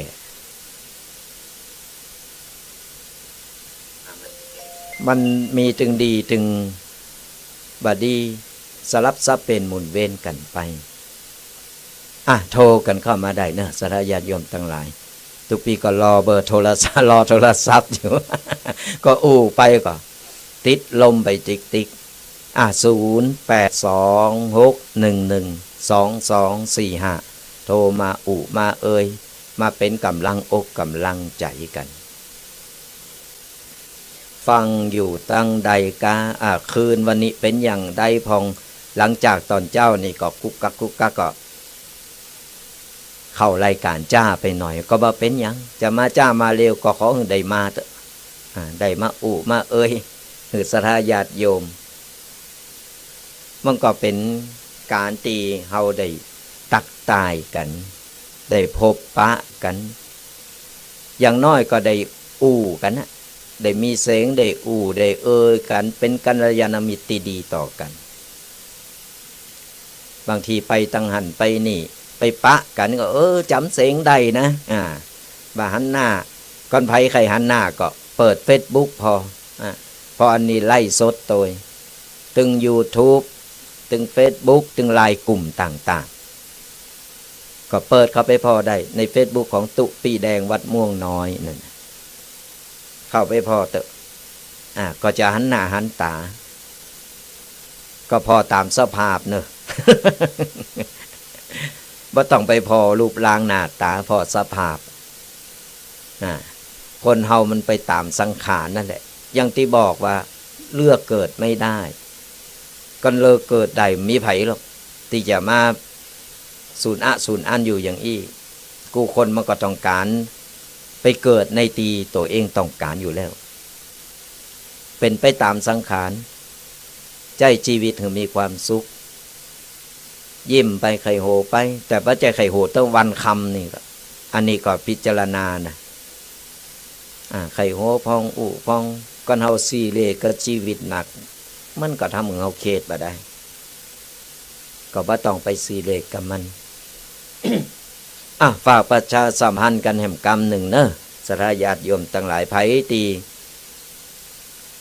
มีลูกมีหลานหรือว่ามีญาติพี่น้องมีคนฮู้จักตีไข่โบสถ์ก็สามารถ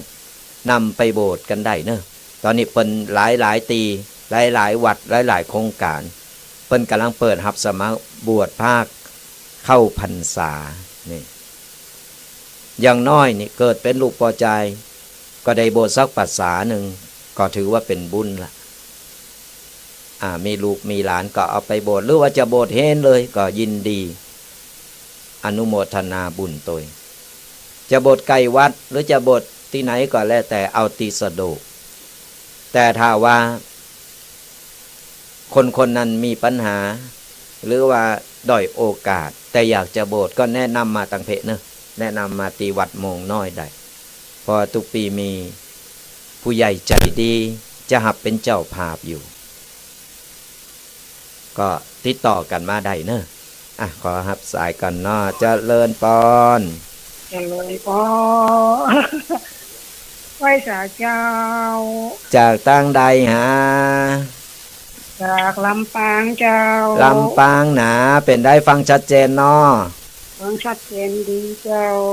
วันนี้ฟังปกิณกะแล้วเป็นได้พองได้สาระความรู้มากมายเล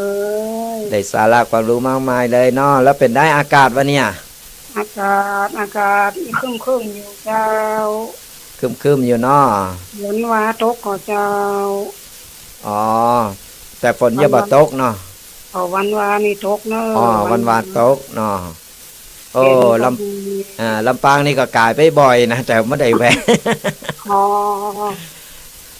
งั้นแวะฟังวันหลังไปได้จะตักตายไปเนาะมาได้เลยเมืองยาวจะไปฝากต้องไว้สักมือห้างชัดยังยาวได้ห้างชัดเนาะทุ่งเกียน ดีละดีละได้ฮู้จักกันไว้เนาะฟังรายการไปเรื่อยๆเนาะติดตามกันไปทุกตนทุกโอดีละดีละเอาธรรมะไว้ในใจดีละเป็นบุญเป็นกุศลเนาะบุญรักษาเนาะเป็นกำลังอกกำลังใจกันไปเป็นที่จ้างที่เปิงโอ้ยสาธุสาธุดีละเท่าแล้วว่าเกิดอย่างแล้วเนี่ยล่ะปล่อยว่างเหเอาความสุขของเฮาพอละสร้างบุญสร้างกุศลไปมีตัวเท่าแล้วต้องกลับไปวัดเสียใจ ดีละดีละเข้าวัดเข้าว่าไปอนุโมทนาบุญนะสาธุนะบุญรักษาฟังจากลำปางก็นี่แหละแก่โตมากก็มีอย่างเดียวตีจังตีเปิงก็มีอย่างเดียวนั่นแหละก็คือในพระพุทธศาสนาของเฮาไก่วัดไก่ว่าเขาวัดเขาว่าไปฟังธรรมะไปมันต้องไปเขตไปซีเรียสอย่างกับมันละชีวิตในบรรปลายชีวิตของคนเฮาก่อนเฮาตายไปนี่เฮามีธรรมะอยู่ในใจในอกในใจแล้วบ่ต้องโกละมันต้องไปโกตายมันถึงเวลามันก็ตายมันเองตายไปแล้วเฮามีธรรมะติดจิตติดใจเฮาไปติดในดวงจิตของเฮาไปนี่จิตเฮาเป็นกุศลบ่ต้องกลัวว่าเฮาจะไปทางอื่นกุศลในการที่เฮาได้สร้างได้ทำได้สั่งสมเอาไว้นี่บุญกุศลนี่แหละจะส่งยู่เฮาเนี่ยไปสู่ภพภูมิที่ดีมันกินมันตานไปทำไปมีเท่าใดก็ทำไปเท่าอันเป็นบุญเป็นกุศลเล็กๆน้อยๆทำไปบ่ต้องไปซีเรตไปเขตกับมันเพราะอย่างน้อยก่อนจะลาละโลกไปเฮามีธรรมะอยู่ในจิตในใจอยู่แล้วบุญกุศลจะส่งเฮาเองส่งยู่เฮาไปในภพภูมิที่ดีว่าต้องไปรอหือลูกหือหลานอันนั้นเป็นกรรมให้กันมีไผมีลูกมีหลานที่ทำบุญหยาดน้ำกินต้านไปหาอันนั้นเป็นกรรมให้เฮาละแต่อย่างน้อยเฮาก็ต้องสั่งสมด้วยตัวเฮาเองตัวนี่มันก็จะส่งผลให้เฮาได้เฮาใจชีวิตมาเมินแล้วถึงเวลาที่เฮาจะสบายแล้วเฮาก็กึดเต้าอี้มันก็สบายต้องไปซีเรตไปเขตบางคนนี่โอ้ยังมาอยากตายกำลังโมนอยู่ในบนโลกใบนี้มันเป็นไปบ่ได้บ่มีไผหรอกก่อนเฮาคิดว่ามันเป็นสัจธรรมเกิดแก่เจ็บตาย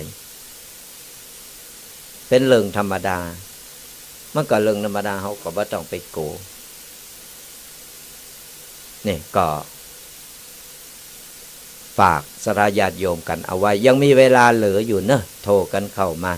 โทรมามามาตักมาตายเป็นกำลังอกกำลังใจกันนั่นแหละตีเบอร์โทรเบอร์เดียวเบอร์นี้เนอะ0826112245ก็โทรกันเข้ามายังมีเวลาอยู่ก็อย่างที่บอกสราญาติโยมทั้งหลายโจรกันโบสถ์เนอะเพราะว่านอนเนอในศาสนาของเฮาจะได้มีตุเจ้าพระเนนเต็มนะเลิงหะลึงหามโอ้ยมนอกมนใจกันหันสามเณรน้อยๆโลนกันในวัดนี่ลุบๆลับๆนั้นมันมีความสุขตึงวันนี่พ่อนี่โอ้ยพ่อไปทางใดก็วัดหนึ่งก็มีให้ตนหนึ่งวัดนั้นก็มีตนหนึ่งสามเณรนี่หาป้อมบ่มีนี่ไปมีลูกมีหลานก็เอาไปโบสถ์ไปอยู่ไปเป็นกูเป็นกิมตุเจ้าไปช่วยปัดกวาดเจ็ดถูในวัดในว่าศึกษาเห็นหู้พระธรรมวินัยบ่ต้องไปขางมันบอก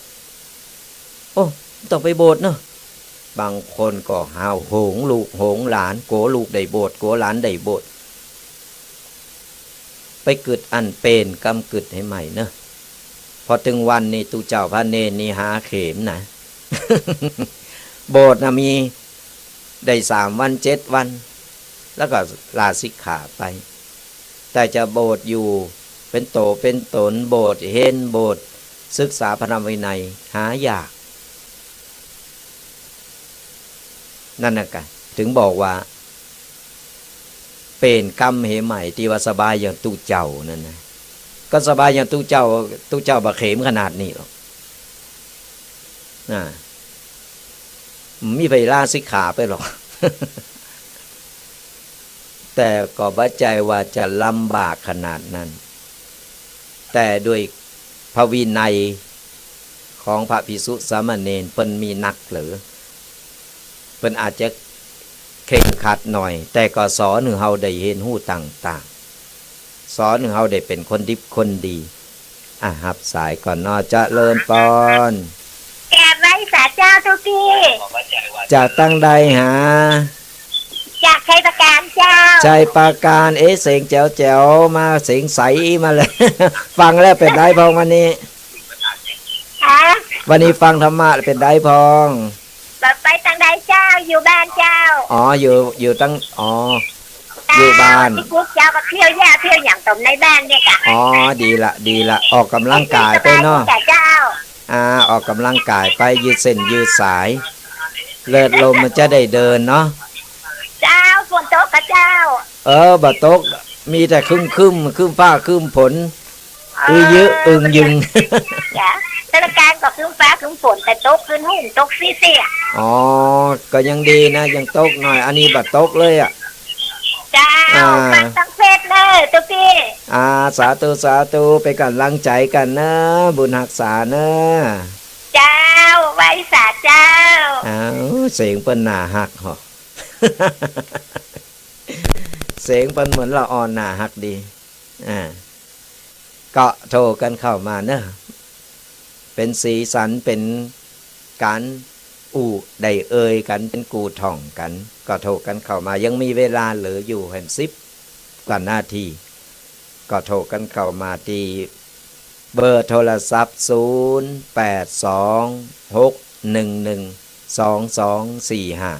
ก็โทรมามากันก็อย่างที่บอกศรัทธาญาติโยมทั้งหลายก็ช่วยประชาสัมพันธ์กันไปหรือว่าไผที่ว่ามี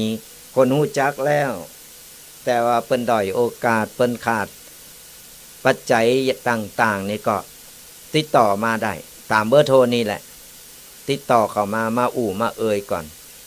เดือนทุกปีก็จะหาเจ้าภาพผู้ใหญ่ใจดีที่เปิ้นจะอุปถากอุปถัมภ์จะทำการโบสถ์หรือว่าจะโบสถ์เฮนหรือว่าจะโบสถ์เป็นตุเจ้าอยู่ในวัดในวาหรือโบสถ์เอาภาษาก็สามารถติดต่อกันเข้ามาได้พอทุกปีมีผู้ใหญ่ใจดีคอยซัพพอร์ตคอยสนับสนุนอยู่ก็สามารถติดต่อกันเข้ามาได้เนอะหรือว่าจะเอาโบสถ์ใกล้บ้านใกล้จ้องก็ได้มันอยู่ใกล้บ้านใกล้จ้องดีก็แล้วแต่ตามอัธยาศัยแต่อย่างน้อยก็ขอให้ละเอกละอ่อนได้โบสถ์เข้าภาษาคนใหญ่คนเฒ่าก็ได้ก็ติดต่อกันไปเนอะติดต่อไปตามสถานที่ต่างๆโครงการต่างๆขอเจริญพรรัชกาลครับอาจารย์ครับทางโมกครับชิงดาวปิงโค้งครับชิงดาวครับพุทธยานครับฮัลโหลครับเสียงเบาไปหน่อยพุทธยานครับอาจารย์ครับผมเป็นไงสบายดีไหนไม่รู้ผมเพิ่งกดเจอนี่อาจารย์มาบอกผมก็ลืมอะไรนะเบอร์มันเปลี่ยนไงมันผมมี2 เครื่องเปลี่ยนเป็นเบอร์ผมได้แล้วมันทำไม่ได้เบอร์ไหนมี2 เครื่องเปลี่ยนเบอร์เนาะเป็นไงทางโน้นฝนตกไหมครับรู้สึกว่ามันไม่แน่นอนอาจารย์หยุ่มหยิมยุ่มเนาะตกอยู่เรื่อยนะปล่อยตกปล่อยก็ดีอากาศเย็นดีครับอากาศเย็นไม่ร้อนมากจริงชัดเจนนี่ไม่เกินเป็นครั้งฟังชัดเจนดีเนาะครับชัดเจนเป็นบางครั้งอาจารย์มันเป็นที่คลื่นอะไรที่คลื่นเพราะมันจะคลื่นทางโน้นมันจะไม่ค่อยนี้เท่าไหร่ไม่เสถียรเท่าไหร่นี่ของวัดไฟหินหรอวัดไฟหินใช่ตอนเป็นที่คลื่นเนี่ยต้องใส่ อ๋อที่ขึ้นมาป่าตอนที่ผมจะใช้ทุกวันดูคอเนี่ยสู้ถูกมูฟไม่ได้นะตรงนี้ผมมีเสาไงอ๋อเสามันใกล้ถูกมูฟผมอยู่ใกล้เขาก็มันไม่ใช่ใกล้ทีเดียวเขามันล้อมรอบอ่ะอ๋อครับพุทธศยานอาจารย์ครับผมอาจารย์ยังจำได้เนาะครับเป็นกำลังใจกันไปนะเป็นกำลังใจกันเนาะสาธุ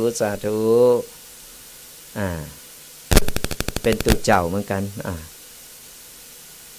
เปิดก็โทรมาประจำเป็นกำลังอกกำลังใจกันไปนี่แหละศรัทธาญาติโยมทั้งหลายคนเฮามีคนหู้จักเป็นกัลยาณมิตรดีต่อกันมันก็โมนก็งาน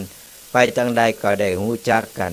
ไผมาตั้งหลับปูนนี่ก็แวะเว้นเข้ามาได้ตั้งใต้เข้ามาได้ใครไปหันวัดตูปีแดงอยู่ตั้งใดหาวัดโมงน้อยก็สามารถแวะเข้ามาได้มาแอวมาเยี่ยมมาเย็นกันได้มาพอกิจกรรมของแม่บ้านของกลุ่มสวนี่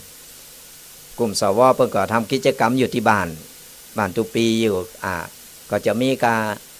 สวเนาะเพิ่นประดิษฐ์ประดอยทำดอกทำอันนั้นอันนี้ก็เป็นกิจกรรมคือเพิ่นได้แก่งอมไปเข้ามาพอกันได้เนอะเข้ามาพอ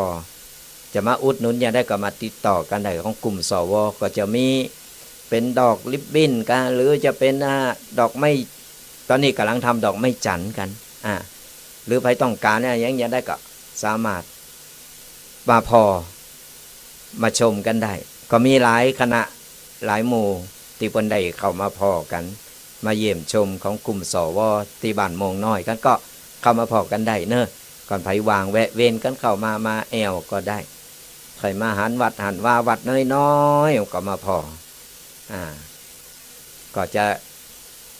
ต้องบอกลงหน้าก่อนนะ ต้องบอกลงหน้าว่าจะมาวันใดอย่างใดอย่างโยมจุนที่โทรมาเจ้าเปิดก็บ่ได้บอกลงหน้าแต่เป็นตั้งอกตั้งใจมาพุ่นจากแม่โจพุ่นนะจากแม่โจมาโอ้ทำอาหารเพลมาเอามาถวาย พอดีตุปีติดงานไปอบรมหล่ออ่อนอยู่แฮมตีเนี่ยก็เลยปิกมาบาตันก็เอาเข้าตู้เย็นไว้เอาแจไว้ตื่นเจ้ามาก็เอามาอุ่นกำหนึ่งก็ขออนุโมทนาบุญตัวอาราธนาญาติโยมทั้งหลายก็ใกล้ถึงเวลาแล้วก็เดี๋ยวก็พบกับรายการต่อไปติดต่อจากตุปีไปสำหรับตุปีตอนในวันนี้ก็ติดตามกันไปเนอะทุกๆวันเสาร์วันติดตั้งแต่เวลา8 โมงจนถึง10 โมงก่อนบัดติดการติดงานที่ไหนก็จะได้มามากับศรัทธาญาติโยมกันแหมติดตามกันไปเรื่อยๆเป็นแฟนรายการกันไปกับแล้วก็เป็นแฟนรายการทุกๆรูปทุกๆตนที่เพิ่นมาหือธรรมะกันก็ฟังวิทยุมีธรรมะไว้ในใจเป็นสิ่งที่ดีที่สุดแล้วสุดท้ายนี้ก็ขออวยพรหือศรัทธาญาติโยมจุผู้จุคนตีสดับหับฟังรายการธรรมะอยู่เพราะว่าจะตอนนี้หรือว่าย้อนหลังก็ตามก็ขอให้จุผู้จุคนจงหายทุกข์หายโศกหายโรคหายภัยหายเจ็บหายไข้นึกหวังสิ่งใดก็ขอให้สมปรารถนากุสิ่งกุประการเงินทองไหลมาเทมาอย่าได้ขาดสายขอเงินต่อเงินต่อเงินต่อเงินทำการงานใดๆเจริญก้าวหน้าทำมาค้าขายร่ำรวยทำไมทำสนได้ผลผลิตเจริญงอกงามขายได้ราคาสุขภาพร่างกายแข็งแรงแข็งขาดปลอดภัยอายุมั่นขวัญยืนมีโจกมีใจหือบุญปกปักรักษาคุ้มครองกันกูคนขอเจริญพร